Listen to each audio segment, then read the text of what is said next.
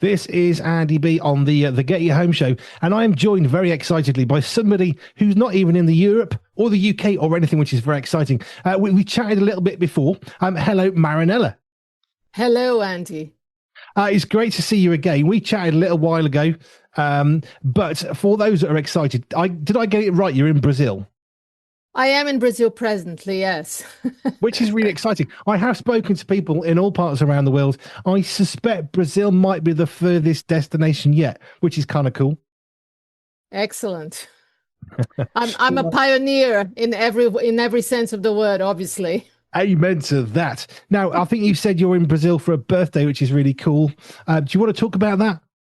Sure, I'm in Brazil it was my mother's birthday yesterday. She's 94. So we had a big celebration here. And my husband came with me. My husband is English as well. I live in England, but we came here. My sister's here. So it was a bit of a family reunion. So it was a excellent little party we had yesterday. Excellent. So your mum's 94. That's awesome. Yeah, it is awesome. Yeah, she's kind of she said, yes, I don't know how I'm still here. I said, well, we're glad you are. We're grateful that you're still here. Now, we connected because Andy Godfrey, who's our movie critic, he went to a film festival of some sort. I've forgotten which one. Was it in Leeds or something like that? Sheffield. Not too far away. And he met you. He says, "Oh, Andy, you should chat with Marinella." So here we are. Yes, absolutely. So we met. Andy was he was participating. I think he was part of the panel at it's Sheffield Christian Film and Media Festival, a very friendly little festival, and they do, as the name suggests, content that's Christian inspired. So my film is not. I don't know if my film is a Christian film. It's not a faith film, but it's like I wouldn't. It's like a mystery, psychological mystery, but it's based on It's called the Messiah, and it's about the Messiah as written by Handel, and it's set in the 18th century. It's about the morality of sin, and somebody told me the other day, a director I know said it's quite a scary film, and I'm always surprised about the impact my films have on people. I said, really, is it scary? I suppose it is a bit scary because it's like the threat of rotting in hell if you break the laws of God, isn't it? Yeah. No, that can be quite scary to some, I'd imagine. Yeah. So I know that you've done film work in different contexts. What have you actually done within the film industry? What I think the right question would be, what haven't you done? But Oh, okay. I'll start saying what I can think of right now. I've been working in film and TV for a good 30 years, since I first came to the UK. So I've done a lot of high-end TV series, big feature films, always as a script supervisor. I've done a bit of script editing, and I started directing my own films maybe 20, 15 years ago. Actually, I think it's more like 20 years ago. Um, and I've also done directing second unit, directing splinter unit. When I say splinter unit is whenever somebody makes a film, there's the main unit with all the actors, and to shoot little details that you need for a film, like, for example, cut from a person's face to their hand picking up something important to the plot. Sometimes the main unit doesn't have time to do that, so it's left for us, the splinter unit, to go and shoot that. Sometimes you don't have the actor's hand, so you get somebody who has a similar looking hand with a costume, and they go there and do exactly what the actor would have done on the day. So I've done quite a bit of that as well. I quite enjoy doing that because you don't have the big responsibility of the set, especially when you're working with big stars, which I've done quite a few times, because you have to be quite, what's the word? Quite diplomatic, have a lot of tact to deal with people who are huge in the public eye. But I think I'm pretty good at that as well. So that's what I've done. I'm very experienced in film, across film and TV, and now I've decided I'd rather just do my own things because sometimes I realize I know more than the people that I'm working for. And so I think it's time to just go solo, big time. Excellent. I see. I would never have thought about the fact they had something else. I just assumed that was another camera angle at that time because that's how my brain would imagine that was done. Yes, well, sometimes it depends on the budget and what kind of situation you're shooting. If you have like a, let's say a TV series that they don't have a lot of money for different angles, then they will grab, sometimes they'll have two cameras running at the same time. And then, for example, B camera is the surplus camera. They'll get what they can, and then they'll get the detail with the actor's hand there, and we have time to do that. But it's all very rush. But if you have a feature film, it's a lot more of studied way of doing things. You know, the whole thing is lit specifically. Mm. Like, for example, I worked on a series for Apple TV called Disclaimer, which is quite a famous thing with Kate Blanchett. And they had three directors of photography.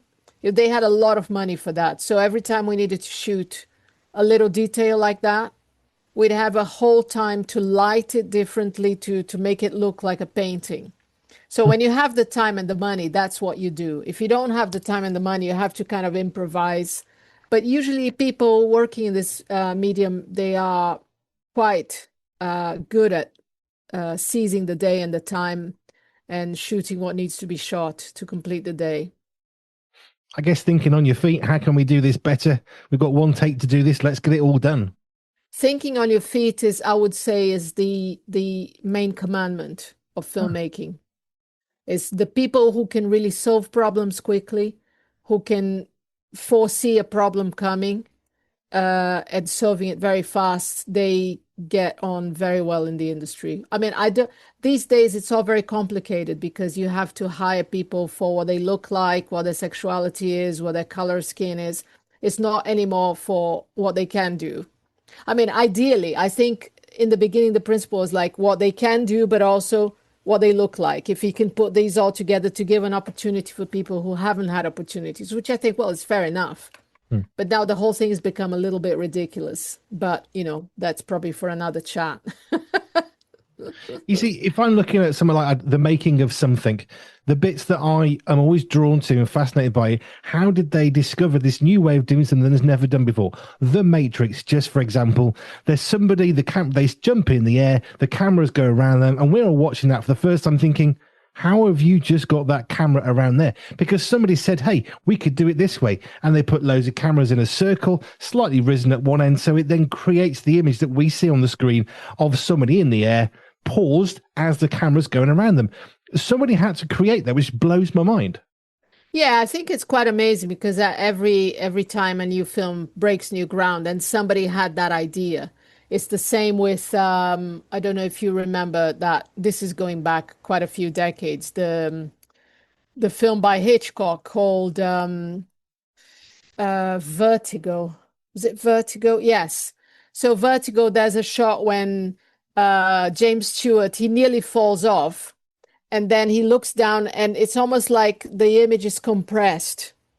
And you kind of think, if you don't know about filmmaking, you kind of wonder, how was that made? But then there's a whole book of Alfred Hitchcock explaining how he achieved. It's like an optical effect that Hmm. you achieve with moving the camera forward and doing the zoom on the camera. So everything looks a bit like that. So, but it, you know, it took someone to come up with that idea. And those are the people that you want to have on side when you now also now with visual effects, it's I would say it's a little bit easier to achieve things like that because I actually think that's a bit of a cheating thing. It doesn't take a brilliant mind to think something through. You just press a button and you get the effect that you want. I call that cheating slightly, but maybe I'm of an age where I've seen stuff happening for real optically. You see, I think you're in a position where you have the right to say that. I would not. You could because you've been there and done that. Yeah, absolutely. So you've been working in TV, films. You've obviously done some smaller film work yourself as well. Why did you make the film that you showed to the group at Sheffield? Um, I wanted to, because the last film I did was more than 10 years ago. It was a 23-minute film, which went really well. But then 3 years ago, I thought I need to make something new, and I keep waiting that I'll get some finance, some funds from somewhere, and that's not happening. So it's like you have to go out and do stuff. I think even the Bible says, faith without works is dead. So I thought I'm going to make this film because that script had been sitting in my computer for 10 years. And I always read, I said, I really want to make this film. And then when I decided to do it, I started to see how much money have I got? How much am I going to need for this? In the end, the whole film cost about £30,000, which I sourced myself. And when I started to make the film, because I came back to the church because of this film called Messiah. And when I started to prep the film and I started to scout locations for, because it's like a quite a dark piece that takes place in only one location. And I thought this could be a church. And I found this amazing church in Fleet Street, just off Fleet Street. And I started to photograph because that's what you do when you're planning to make a movie. You start to mock up some camera positions to see what you would need to change in the background. This being an 18th century piece, I'd have to change quite a lot of stuff. And then I went inside the church to take some pictures from inside, and there was a choir singing inside. And I just sort of stopped everything and listened to the choir. They were singing some amazing music. And then that church pretty much brought me back to the church, and it was an Anglican church. And I kept going back. I started to attend the services, and I felt a real pull of what at the time I could only call the Holy Spirit. It was just like I felt like there was a force way above me, bringing me back, constantly bringing me back to this church. And then I went there back with my husband. We're both cradle Catholics, but we ended up in the Anglican church to watch the services. And then we went to an Easter vigil, and that was like a most beautiful service I'd ever seen. And it only deepened. This whole thing is like a supernatural thing. It only deepened. And as I started to build the film to be made, we went into so many problems to make this film. It was really hard, really, really hard. It was like, a couple of times I was going to give up. I thought this is just too much. But every time somebody would say something, and I think that's the Holy Spirit speaking. I can't believe this is just out of nowhere. And then that's kind of how I made the film. I found money where I didn't think nobody would give me money from.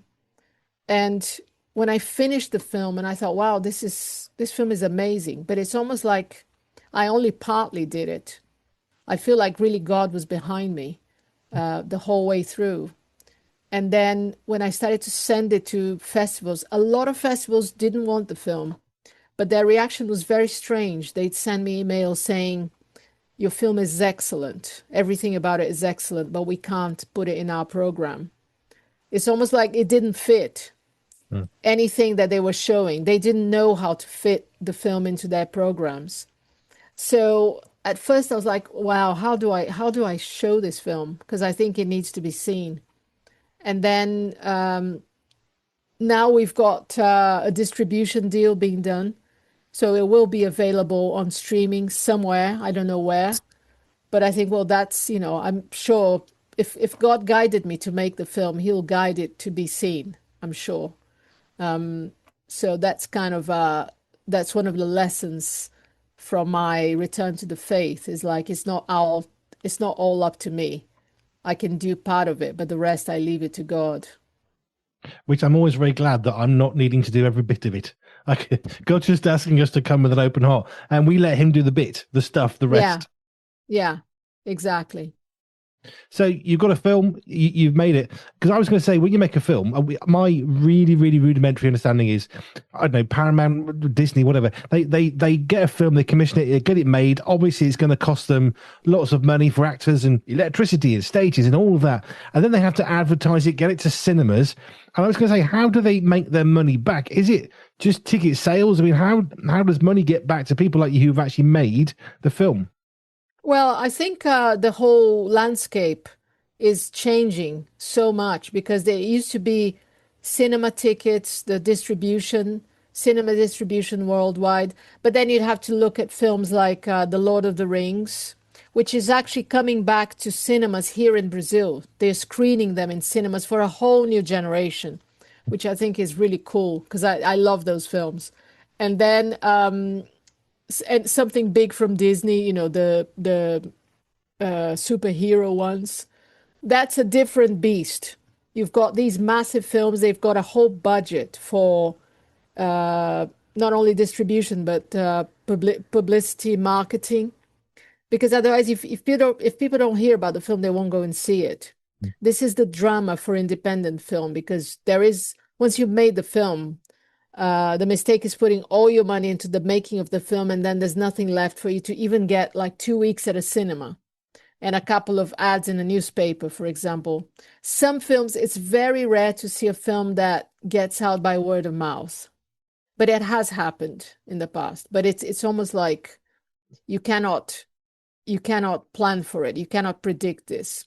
And even people who they sort of plow cash into films like the Spielbergs, the Disneys of this world. You can never be sure whether a film is going to be a hit. There is no magic formula for it. You can promote it to death, but it doesn't guarantee that it's going to be a success. I mean, it helps if the film is good. But then again, for me, it's like there's a threshold. The threshold for me is if it's good technically, then I'll either like it or I won't. That it's my personal taste. But for me, it has to be good technically. It has to have the kudos of technicality, like good acting, good camera work, good lighting. And then the rest of it will be like whether it's something that people will like, or there'll be something special about one of the actors in it, or there'll be a theme that speaks to people, speaks to people's hearts. I think the problem at the moment is that there's not a lot of just straight drama, straight family films that people can go and see. Everything, there's some kind of agenda, there's some kind of reason why it's being made, and not reason beyond just being a drama, just being a straight romance. Nothing trying to impose your way of life to other people, as it used to be with films made, let's say, before 2010. These days, all the films I'm watching, they were all made before 2010.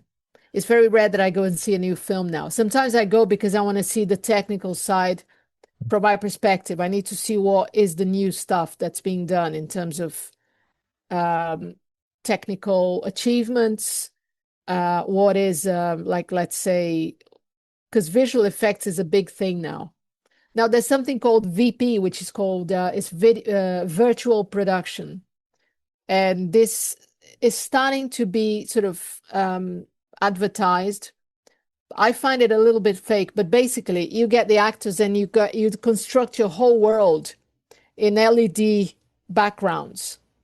So you don't have to go anywhere. You just shoot a film in a studio, even if it's shot somewhere. You can light it as if you were there, but everything is a virtual reality thing. And it's not really my thing. I prefer to just have some truth to what I'm showing. I know we watched Mamma Mia many years ago when that came out. Watched the making of that, and I would have had no idea that so much of the set was made in a studio. I think it was Pinewood. They made the studio. They lit it because it was just easier for so many different reasons. They could control the lighting and the weather and then they had the breeze or they had sunshine, but it was controlled that made it quicker to produce and cheaper. I mean, usually in a film like that, you have somebody will break down the screenplay and see what is it that we need to shoot outdoors. Then they'll make a list of all the scenes that need to be shot outdoors, out of sequence. Then you go to the location, and then of course a film like Mamma Mia with big stars, big budget, you need to take like 200 people in your crew. You need to house them. You need to pay for their hotels, their per diems, their food, their transport. That costs a lot of money. So people will, even a production like that, they will say, let's keep it to the basics.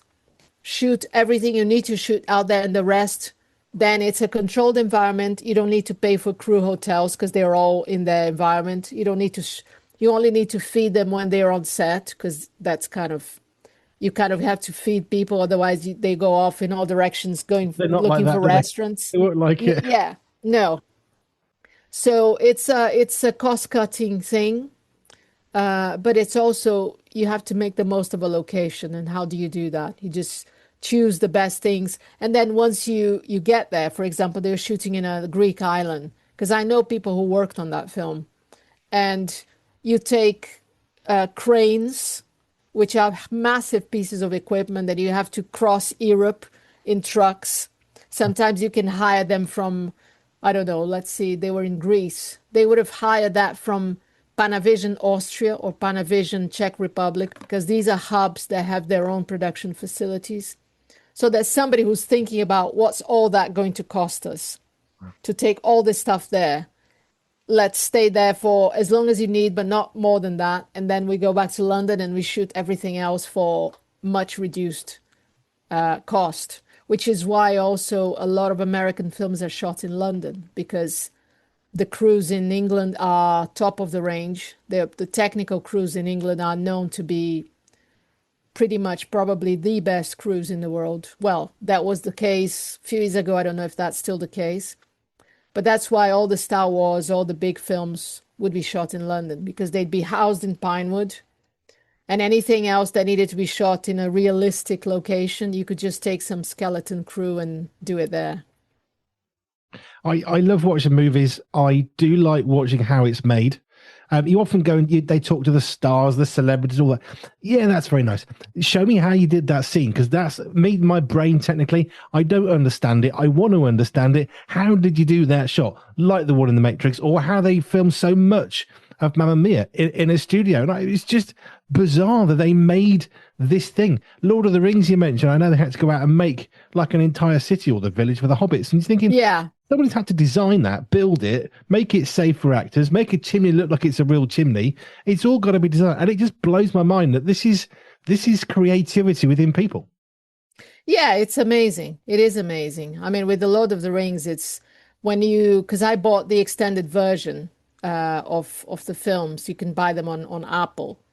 And when you watch the extended versions, for example, the original, let's say the first one, The Fellowship of the Ring, was a 2 hour and a half on the original length.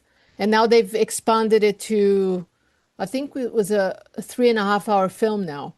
So you get to see a lot of stuff that you think, wow, I really wanted to see that in the original. You know, it's like quite crucial to the plot. Yeah. But I think at the time, was it 20 years ago, they couldn't release a 3.5 hour film. They thought nobody's going to want to watch this.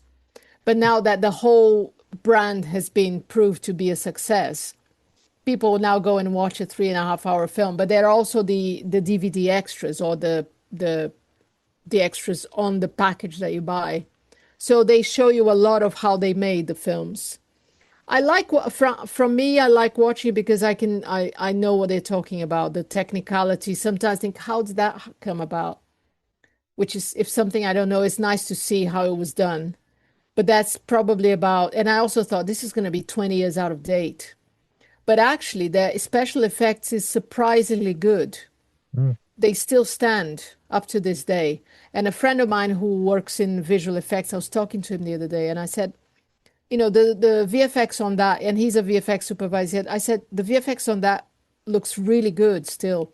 He said, yeah, that's because it was shot on film, on 24 millimeter film. Yes, 24, 25 millimeter, you know, like the actual film. And he said it's much easier to have long-lasting special effects, visual effects on that, differently from The Hobbit, which was shot in digital, and it was shot in a different, he used a technical, which I can't remember. He said, it's almost like, looks like a video game, The Hobbit, because it wasn't shot on film. So the visual effects would be very different on that film. So there's all that, it's all very technical. And I am a bit of a nerd with that. I love that. I can tell, but I'm just happily enjoying it. See, we do have the extended version because honestly, why would you watch a shorter one? Really, just get the bigger Yes. one. Yeah, and also I'm not going to give any spoilers here, because if you haven't watched the extended version, some of the plot points that you might have been, oh, I wonder why that character is there or how did they end up there. The extended version tells you why. Hmm. And it's not boring. It's like, wow, this is, it's not boring at all. It just goes really fast. It really does. Somehow it feels like it's speeding up the film, even though it's taking Yeah. longer. Yeah, big Lord of the Rings fan. What? Let's just look at faith for you. Where did faith begin? Because you said that you came back to faith when you wrote your film. You were getting involved in that. You went to a church and you heard a choir in it. You got back to faith. So what was your original faith journey like? Before that, Yeah. it wasn't. Oh, okay. It wasn't part of my life at all. I mean, like I said, I'm a cradle Catholic. I had a grandmother who was very devout, very, very devout. So I grew up watching her immersed in Catholic life, going to church all the time, getting people to come to her house to pray because we lived with my grandmother for maybe 3 years in her house. So I'd always be watching that. But I went to mass a couple of times and I didn't get it. I thought, I don't understand what's going on here. And then I kind of left. I did my first communion. Then my mother said, if you do your first communion, you need to take this seriously. I said, oh, sure. But I never went back. I said, sure. And then I never went back. And then I spent my whole life not taking, not really, it just wasn't part of my life. To me, Jesus Christ was, I always liked Jesus. I thought he's like a person who's there in the background, and I liked Jesus. It was always like that to me, but I never entered my daily life. And then making this film is what changed everything, absolutely everything. And then I went back and I started going to an Anglican church for a while. Then and then it was a lot, I thought it was a little bit lightweight. And then I went to another Protestant church. I had a baptism in a Baptist church. I was really searching, and then until now, I'm back to the Catholic faith, and I'm kind of reading a lot about it, and it's really helping me in my journey. So I think personally, I think that Jesus will find you where you are, because he found me outside an Anglican church. So it doesn't really matter, I think, what denomination you are, because if you're looking for the truth, which is Jesus, you will find him. That's my take on it. I would completely agree. So let's just try and get some of this back in order. You were brought up in a sort of a Catholic context. It didn't really mean anything for you. How did you find yourself from that, not taking it seriously, and then end up in the filming world? Because I think a lot of people would say, "How did you get into it?" I guess I don't know. I'm guessing here. I guess a lot of people think, "Oh, that'd be a great career. I want to go and do that for a living. It'd be really good." So how did you find yourself on your first set doing some film or TV work? Well, I graduated as a graphic designer here in Brazil. And I was doing photography and I loved to write as well. And then and I loved cinema. I loved horror films, all the Hammer horror stuff. When I was a teenager, I'd watch all of that stuff. But it was all very psychological horror. It wasn't too explicit. Like these days, there are too many explicit horror films that I couldn't deal with that. I'd rather not watch that sort of stuff. But the ones I used to watch were very psychological. And I started to think, well, cinema unites music because I also used to play in a band. So I used to be a drummer in a band. It unites music, which I really like, unites writing, which I love, and unites photography, which I love. What can I do that puts all my three loves together? It has to be film.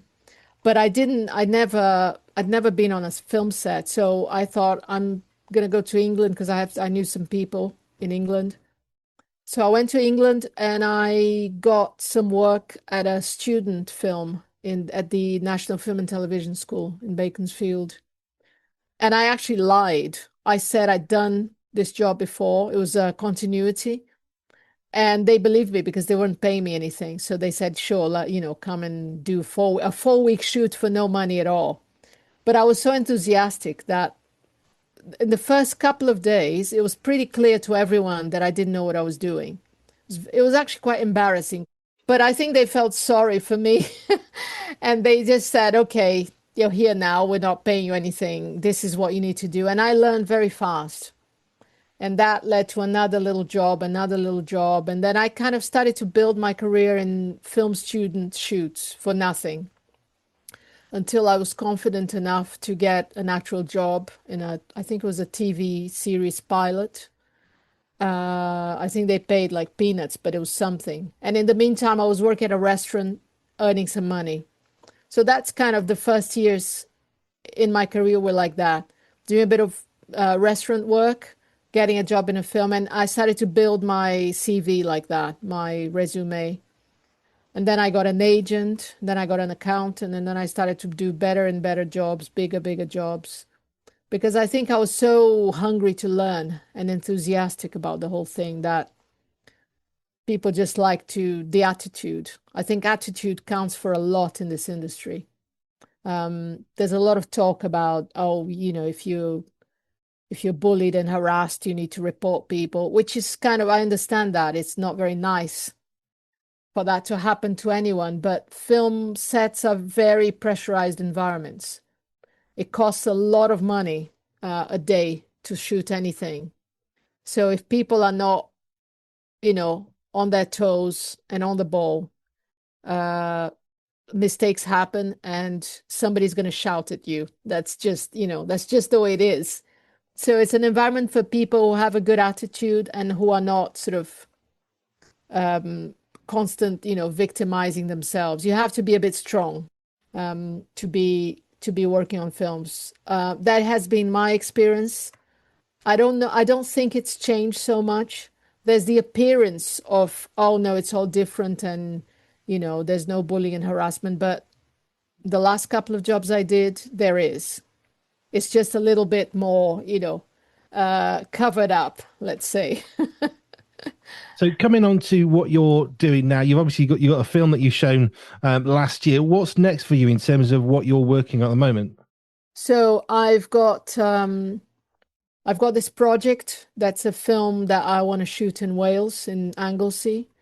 It's a family drama set in the late 80s. It's a lovely script written by Lisa Baker, who is my writer for this, and she's got a film that's going to come out soon called Mad Fabulous. And we've been setting this project up for quite some time, quite a few years now. But for some reason, we're finding it a little bit hard to get the bit of finance that we need. So if anyone listening to this wants to hear more about that, they can get in touch with you perhaps. It's a lovely story. It's like a generational trauma that gets resolved by the friendship between grandfather and grandson, and there's a healing of the family through their friendship. It's about nature. It's about the wild nature of Holyhead and the Holy Mountain. So there's a strong Christian values film. It's not a faith film. It's not a Christian film, but there's there's the Christian morality is present in it. So that's the film you're working on. How far along are you in getting that, as in being on a TV or a film or a cinema? Well, we're kind of ready to shoot. We just need to cast the film, and we just need to find some money for it. That's where we're at. As We you say, just it's have not to cheap, is select. it? Yeah, we've even looked at. I've done storyboards. I've done a little trailer for the film. The script is ready. There's like what's called a pitch deck. So there's like an expose of what the film looks like.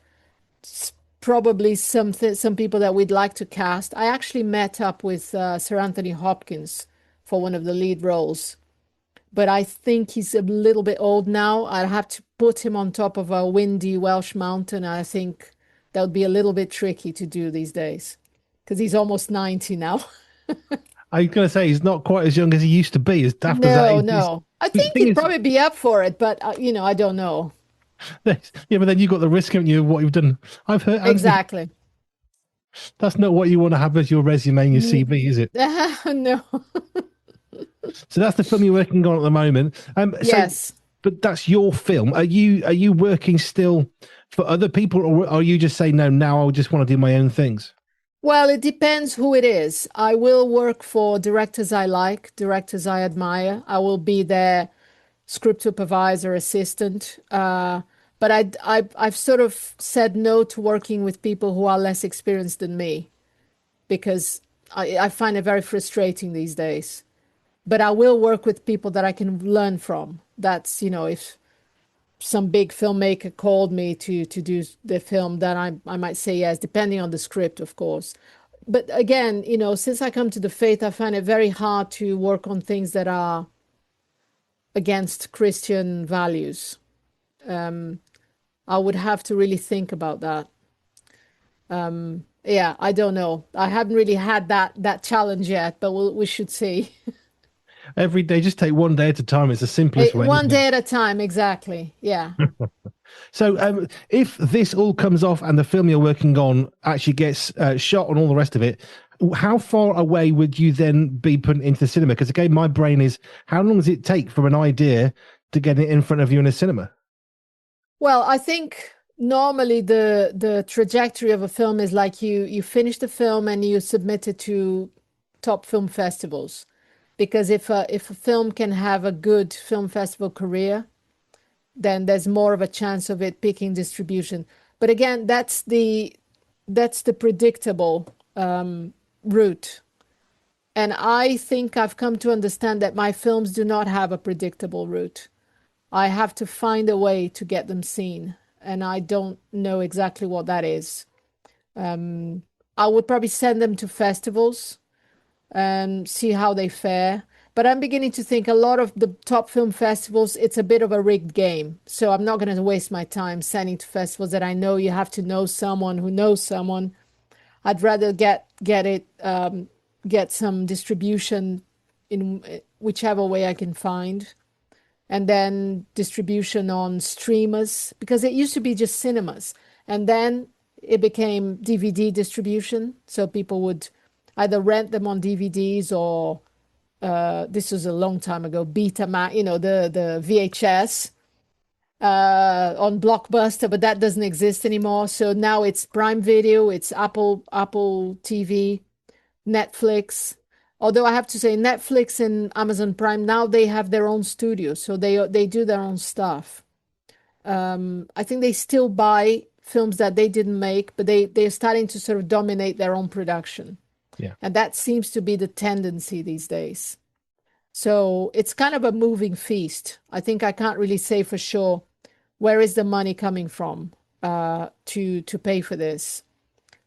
I think it's kind of an exciting time in a way because I could have an idea that will really sort of be a breakthrough in film distribution and use my first film to be sold across every platform.